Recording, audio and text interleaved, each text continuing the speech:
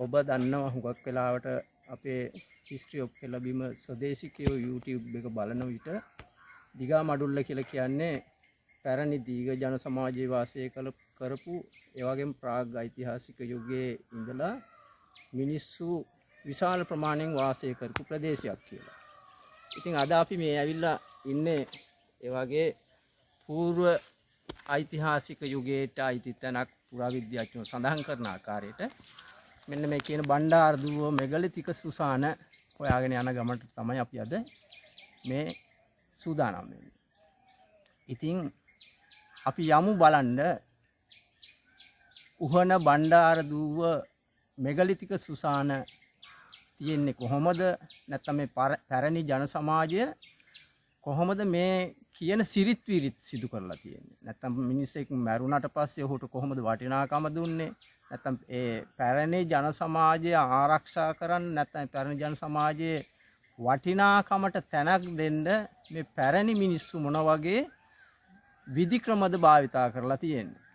අද සමාජයේ මේක අඩුවෙන් තිබුණාට ඔවුන් මේ හිටපු පැරණි මිනිස්සුන්ට වටිනාකමක් දීලා ඔවුන්ගේ සුසාන වලට වටිනාකමක් දීලා ඒ තිබුණු සංස්කෘතික අනන්‍යතාවය ආරක්ෂා කරන්න විධිමත් වැඩපිළිවෙලක් ඔවුන් සතුව තිබුණා. මේ පැරණි ජන සමාජයේ සතුව තිබුණා. මේ දිගමඩුල්ලේ වාසය කරපු දීඝ කියන පරපුරෙන් පැවත ආපු පැරණි ජන සමාජයේ සතුව තිබුණා.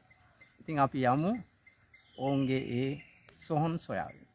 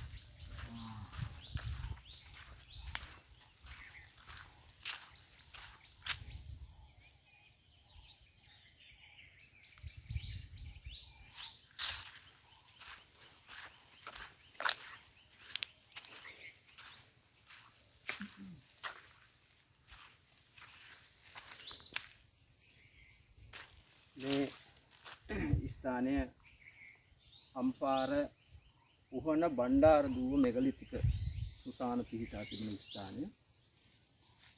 ඉතින් අපිට එනකොට මාර්ගය ඊටාම දුෂ්කර තත්ත්වයක තිබුණේ.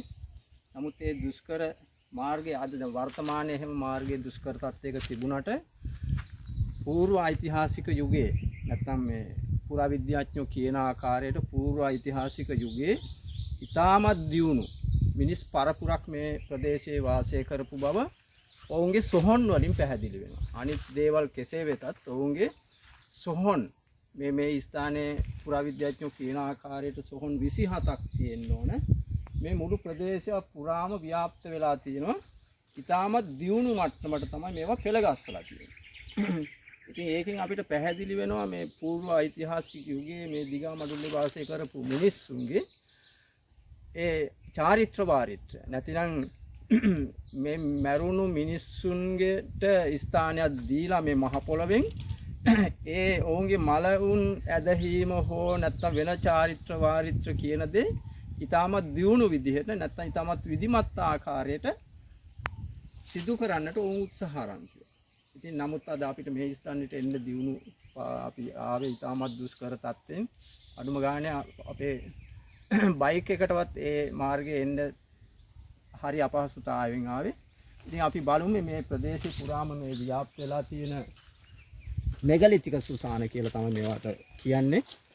ඉතින් ඒවා සකස් කරලා තියෙන ආකාරය බැලුවම ඔවුන්ගේ දැන් අපි කතා කරන ප්‍රාග්ඓතිහාසික යුගයට මෙහා යුගයේ පවා මේ සඳහා දියුණු උපකරණ භාවිතයක් තිබිලා තියෙනවා. ඒ වගේම මේ හිතන්න හොඳට දියුණු විදිහට හිතන්න පුළුවන්. ඒ වගේම මැරිච්ච මිනිස්සුන්ට වටිනාකමක් දීලා. ඒ මැරිච්ච මිනිස්සුන්ගේ අනන්‍යතාවය ආරක්ෂා කරන්න, ඒ මැරිච්ච මිනිස්සුන්ගෙන් එන සංස්කෘතිය ඊළඟට පවරා දෙන්නට මේ පූර්ව ඓතිහාසික යුගයේ මේ දිගා මඩුල්ලේ වාසය කරපු මිනිස්සු යම් ක්‍රම විදි අනුගමනය කරලා තියෙන ආකාරය තමයි අපිට මේ ප්‍රදේශේ පුරාම මේ ව්‍යාප්ත වෙලා තියෙන මෙගලිතික සුසාන කියන ඒවා දිහා ඉතාමත් උමනාවෙන් නිරීක්ෂණය කරනකොට පැහැදිලි වෙනවා. ඉතින් මේවට පැරණි මිනිස්සු තමන්ගේ පරම්පරාවේ අයගේ මරණයට වටිනාකමක් දුන්නට ඒ මිනිස්සුන්ගේ අනන්‍යතාවය ආරක්ෂා කරාට වර්තමානයේ අපිට එහෙම පේන්නේ නැහැ. මේවා දැන් කැලෑ වැදිලා තියෙන ඊළඟට එන්න පාරක් නැති කතාව අපි මුලින්ම සඳහන් කළා. නමුත් අපේ දිගමඩුල්ලේ වාසය කරපු පැරණි මිනිස්සු ඔවුන්ගේ පරම්පරාවේ මිනිස්සුන්ගේ මරණයට ලොකු වටිනාකමක් දුන්නා. මොකද ඔවුන්ගේ පරම්පරාවේ මිනිස්සෙක් මැරුණා කියලා කියන්නේ ඒක ලොකු පාඩුවක්. අපි මීට පෙර කතා කරලා තියෙනවා දේව නාග යක්ක කියන ජන සමාජය පිළිබඳව.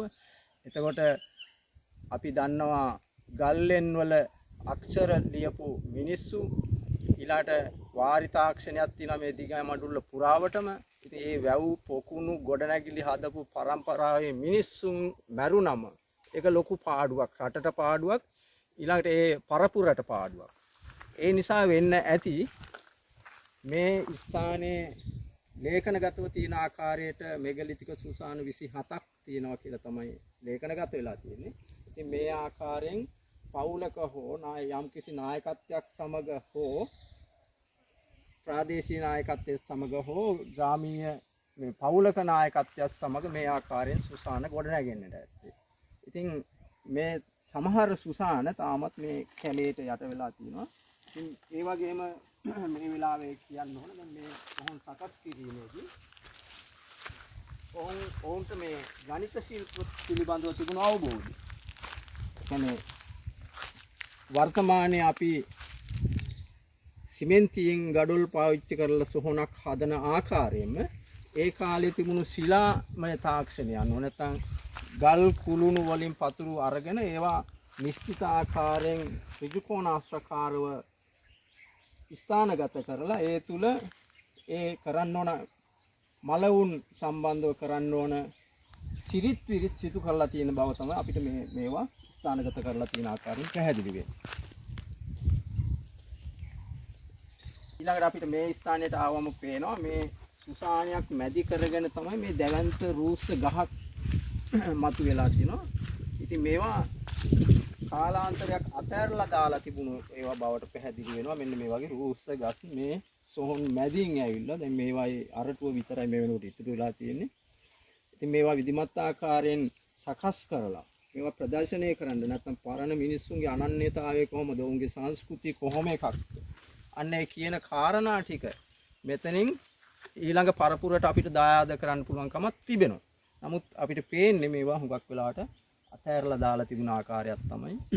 ඉතින් ඒ නිසා මේ ඉතිහාසය කියලා කියන්නේ නැත්නම් මේ පැරණි මිනිස්සුන්ගේ අනන්‍යතාවය කියලා කියන්නේ මේක ආයෝජනයක්. දියුණු රටකට නම් මේක ඊටමත් දැවැන්ත සහ ඊටමත් ඉහළ ධන සම්භාරයක්. ඒ කියන්නේ මේ මෙතන තියෙන දැනුම පරණ මිනිස්සු සතුව තිබුණු දැනුම තමයි මේ ප්‍රදේශයේ පුරාම ව්‍යාප්ත වෙලා තියෙන්නේ. ඊළඟට ඔවුන්ගේ චාරිත්‍ර වාරිත්‍ර කොහොම ඒවද කියන එක තමයි මේ ප්‍රදේශයේ පුරා ව්‍යාප්ත වෙලා තියෙන්නේ. ඒ වගේම ඔවුන්ගේ ජන විඥාණය ඔවුන්ට කොහොම බුද්ධි පරිණාමයක් තිබුණාද නැත්නම් කොහොම ඥානයක් කොහොම තිබුණාද. ඉතින් මේ ආකාරයට මේ සොහොන් ස්ථානගත කරනකොට ඒක පැහැදිලි වෙනවා මේ විදිහට පවුලක හෝ ප්‍රදේශයේ හෝ සොහොන් ටික මේ විදිහට එක්ස්ප්‍රෙස් කරලා ඒක ඒ වෙනුවෙන් චාරිත්‍ර වාරිත්‍ර සමහර විට සිදු කරන්න. ඒ වගේම මේ සොහොන් වලින් ඔවුන් බලාපොරොත්තු වුණා ඔවුන්ගේ පරණ මිනිස්සුන්ගේ සංස්කෘතිය මෙතන එක්තැන් කරලා තියලා ඒක ඊළඟ පරපුරට දායාද කරන්න. අපි කියන්නේ වර්තමානයේ අධ්‍යාපනය කියලා කියන්නේ සංස්කෘතිය පවරා දීමනේ. ඉතින් ඒ කියන අධ්‍යාපනය මේ පරණ ජන සමාජයේ සතුව නැත්නම් මේ දිගාමඩුල්ලේ වාසය කරපු පැරණි ජන සමාජයේ සතුව තිබුණා කියන එක තමයි මේ ඓතිහාසික සොහොන් වලින් නැත්නම් අම්පාර උහන බණ්ඩාර දුව මෙගලිතික සුසාන වලින් අපිට පැහැදිලි වෙන්නේ.